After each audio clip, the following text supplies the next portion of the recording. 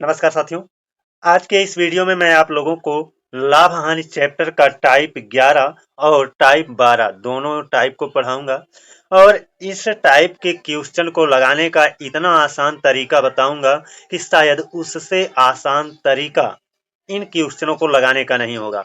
और केवल इन्हीं टाइपों का नहीं दोस्तों, मैथ के जितने भी टाइप हैं मैं सभी टाइप हर चैप्टर का हर टाइप पढ़ाऊंगा और सबको लगाने का सबसे आसान तरीका मैं बताऊंगा।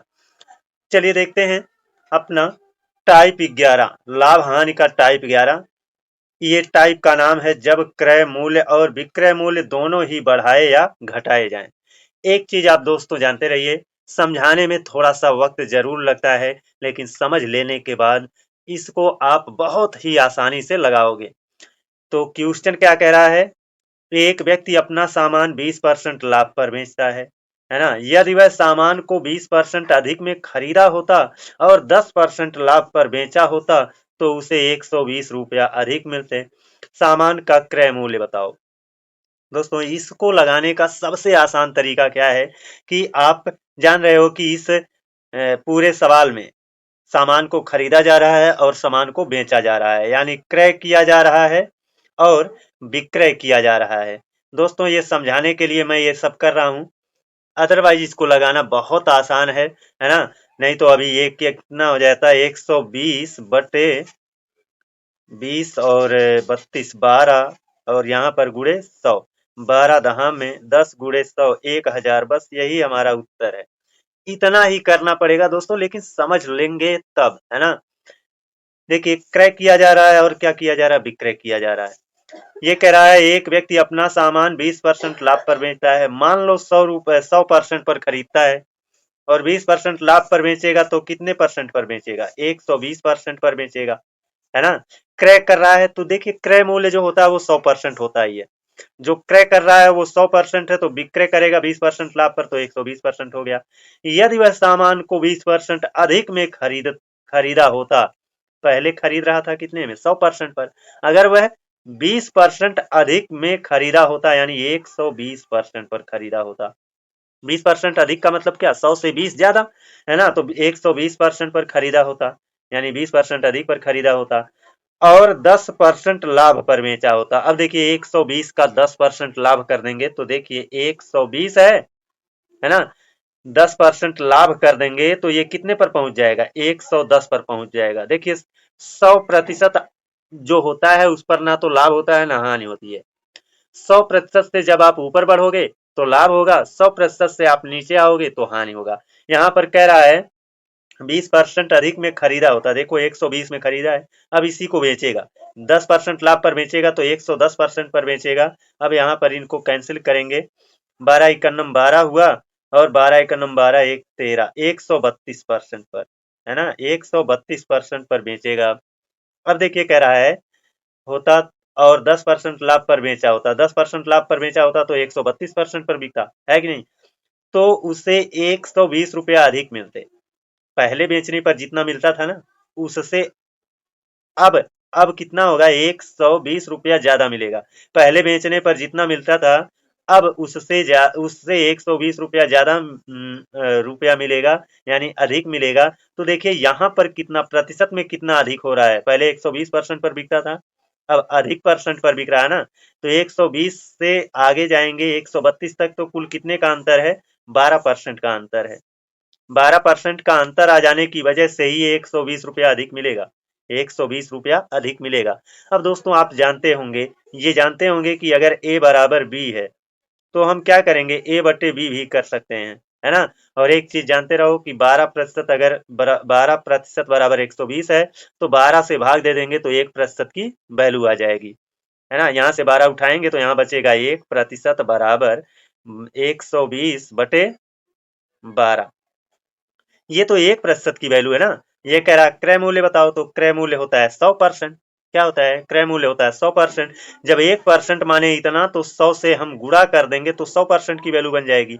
अब ये 12 से कैंसिल किया, 12 दहा में 120, ये हुआ 10 और 10 का 100 से गुणा कर देंगे तो 10 वाला एक शून्य, 100 वाला दो शून्य, कुल मिलाकर 3 शून्य, एक इक्यानम एक, 1000 रुपया हो गया।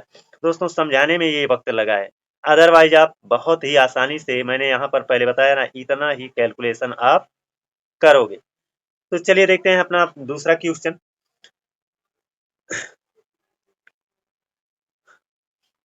कह रहा है एक व्यक्ति अपना सामान 10% लाभ पर बेचता है, यानी खरीदा है 100% पर, तो बेचेगा कितना? 110% पर। यदि वह सामान को 10% कम में खरीदता, पहले खरीदता था 100% पर, अब 10% कम यानी 90% पर खरीदता है। 10% कम में खरीदता और 20% लाभ पर बेचता। देखो 90% पर खरीदा है, इसी पर 20% लाभ लेगा तो 90 कितने पर पहुंच जाएगा? 20% लाभ माने 120% पर पहुंच जाएगा। इनको सॉल्व करेंगे तो कितना हो जाएगा? 12 नमा का 108, यानी पहले वो 110% पर बेचता था, अब कितने पर बेचता है? अब 108% पर बेचता है ना? तो यहाँ पर कितने का अंतर आया? 2% का अंतर आ गया, और 2% का अंतर आ गया, इसी वजह से 20% लाभ पर बेचता तो उसे 8 रुपया कम मिलता है ना। देखो यहाँ पर पहले 110% पर बेचता था, अब 108% पर बेच रहा है, तो जाहिर सी बात है अब वो कम में बेच रहा है। कम में बेच रहा है तो कितना कम में? 8 रुपया कम में। अब यहाँ का अंतर देख रहे हैं तो 2% के अंतर की वजह से ही ये 8% का, सॉरी 8 रुपए का अंतर है। 2% माने अगर 8 है तो 100% माने कितना होगा? क्योंकि हमको बताना क्या है? क्रय मूल्य, और क्रय मूल्य होता है 100%। देखो यहाँ से 2 से हम कैंसिल कर देंगे, यानी ये 2% बराबर अगर 8 है तो 1% बराबर कितना हो जाएगा? 8/2। और 100% की वैल्यू ज्ञात करना है तो यहाँ पर 100 से गुणा कर देंगे, है ना। और 2 एक अन्नम 2, और 50 ये 50 और 8 का गुणा कर लीजिए, 8 पंजे 40 और 1 शून्य ये 400 रुपया हो गया। दोस्तों लगाना बहुत ईजी है, केवल समझना। आप इसको अच्छे से समझ जाते हो तो बहुत आसान कर ले जाओगे, है ना। मैं यहाँ पर किताब में जो सॉल्यूशन दिया है उसको नहीं बताऊंगा। मैंने 12 साल बच्चों को पढ़ाया है, और 12 साल के अनुभव से मैं पढ़ा रहा हूँ, ना कि मैं किताब का सूत्र देख करके। मैं पूरे मैथ को पढ़ाऊंगा, एक भी सूत्र यूज नहीं करूंगा।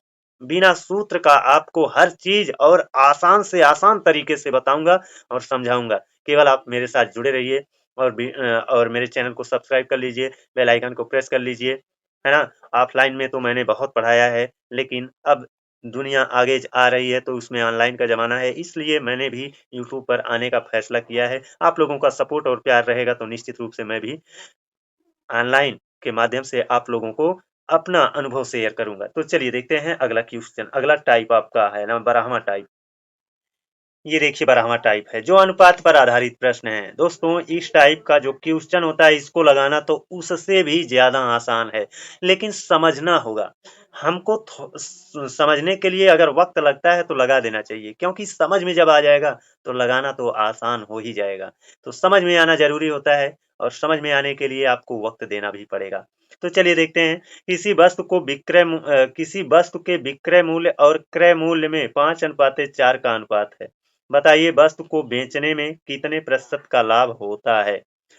अब यहाँ पर दोस्तों इस चीज को समझिएगा। किसी वस्तु के विक्रय मूल्य, नाम क्या लिया है? पहले विक्रय मूल्य का नाम लिया है ना, और क्रय मूल्य, फिर दोबारा जो नाम लिया है वो क्रय मूल्य में अनुपात 5:4 का। तो आप ऐसे क्रम से कहा ना, है ना, ये इनका क्रम है। तो पहले विक्रय रहेगा फिर क्रय रहेगा।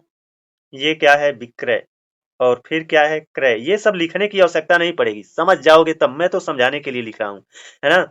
विक्रय पहले लिखा था फिर क्रय, और देखो अनुपात में पहले 5 लिखा है फिर 4, तो ये हो गया इसका 5, ये हो गया 4।